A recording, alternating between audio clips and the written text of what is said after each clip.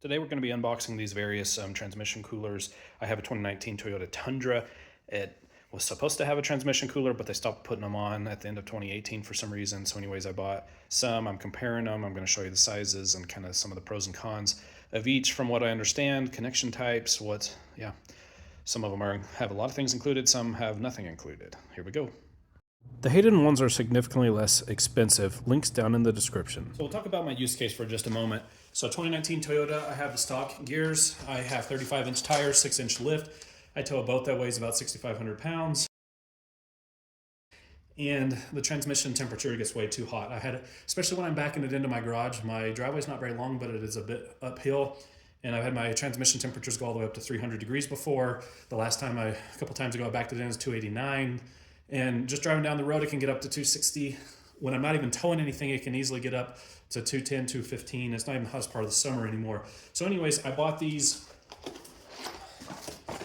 Let's see, this is the one. That one's a little bit damaged on the back.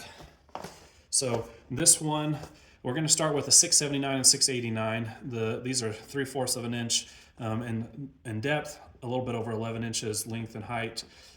This one has a push-on style. Anyways, what I was going to show you for this, the 679 and 689, it says these are for full-size motorhomes and fifth wheel towing up to 10,000 pounds. Okay, so this should work, but I want something that's nice and big and a little bit bigger surface area so that when I'm going slow, it'll still dissipate the heat. So this is the 679. Comes with some instructions.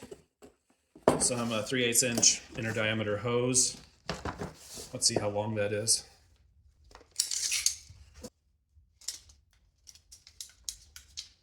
It's about 4.5 feet. There is some hardware in case you wanted to mount it right up against your, AC condenser or radiator. I don't want to do it that way. This particular one has some push-on connections just for this style hose. Goes right on. Next up is the 689. Now, of course, there's going to be links to all these in the description. So yeah, this is the 689. So this has similar ratings. This is in the same category here for the full-size motorhomes. This one also has probably about 4.5 feet of the tubing. Now this one has a similar style. Pretty much, it looks like the same kit. And then this is the same size as the other one. The difference with this one, instead of the push-on fittings, it has these. I'm not sure what size that is. It might be a 6 AN fitting. And then this has the push-on fittings for your 3/8 inch hose. So that's this one, same size. You can see this style is, so this is 3/4 inches wide. It's just a very basic, cooler. The next one is the Hayden 1699. This one is essentially the same size as the others. Here's a little bit of information. So it says that, let's see, at 240 degrees, this is the transmission fluid. You should expect some varnishes to form. At 260 degrees, seals to harden, 295 plates to slip, 315 seals and clutches to burn out, and carbon forming. So that's, also down here it says it's extra heavy duty driving, Class A motorhome, so those are the big ones. Large travel trailers, fifth wheel trailers, heavy duty towing to 10,000 pounds. Gross vehicle weight rating 22,000 pounds. And so this is also going to have the push-ons. This one is a little bit interesting. This one has, it has a pressure bypass system. So if your temperature is too low, I'm not sure what the temperature is, but it will not allow the transmission oil to enter the cooler. It'll just keep circulating to warm up faster. Then once it reaches a certain temperature, it'll then open up. So that's going to be especially helpful if you're in a very cold climate. Actually, the Tundra that I'm putting this on, has a thermostat already, so this isn't needed for that. But it'd be great. I do go ice fishing and camping out on the ice, and it can get very cold, and down to -15, -20 degrees. So it'd be great for that. I'm not sure if this is standard, but it did include.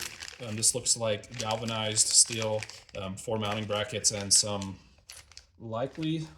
I thought these would be stainless. It doesn't look like they're stainless.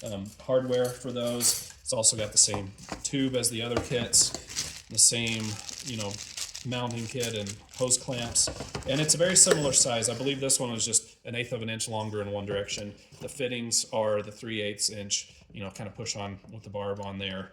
And so, yeah, this one, not sure what part of it is, but it does have the little valve that, you know, only opens once the temperature reaches a certain amount. Okay, the last one that we have here, this is by Susa. This is a very common one people put on the Tundras. Usually they do a 15 row. This is a 34 row. Like I said, I really wanted a lot of surface area. So, and this thing is awesome. This thing is massive. So it's a lot wider. The other ones were 3/4 of an inch. This one is just about 2 inches. And so this one, it shows some pictures on the box, some different fittings, mounting brackets, hose ends. Doesn't come with anything, no instructions, nothing. This one is not specific to just a transmission cooler. This is an oil cooler, but this does work very well. Put it up right here. So you got to get your own connectors. But this one, like I said, this has 34 rows. A lot of people with the Tundras put on 15 rows. You can see here my friend bought one that's 15 rows in comparison to the Hayden, and then this is comparison to the Hayden from the side. But like I said, I want more surface area so that when I'm going slow or backing up my driveway, I'm hoping to have more cooling performance. This is a dual pass system. Now, just to compare the size, this is one of the Hayden ones. So it's got similar number of rows. The Susa, I don't know how to pronounce it, Setrab, Setrab, I don't know. Forgive me for that, but so it's wider. It's about the same. Well, I'm going to mount this, you know, horizontally like this, where the outlets, the inlet comes in the bottom, goes out the top. You want to do it that way so no air bubbles interfere. So it's going to go in. It's going to go in like this. So you can see this one is taller. But look at the width difference. And yeah, this one, it says it's 3/4 of an inch, if even that, and then this one is about 2 inches. So yeah, big difference. This one also looks like it's much better built. So yeah, big differences. Now, I am not going to be putting these all on the truck and testing performance. I'm just showing you what they look like, what they come with, and I hope this video helped.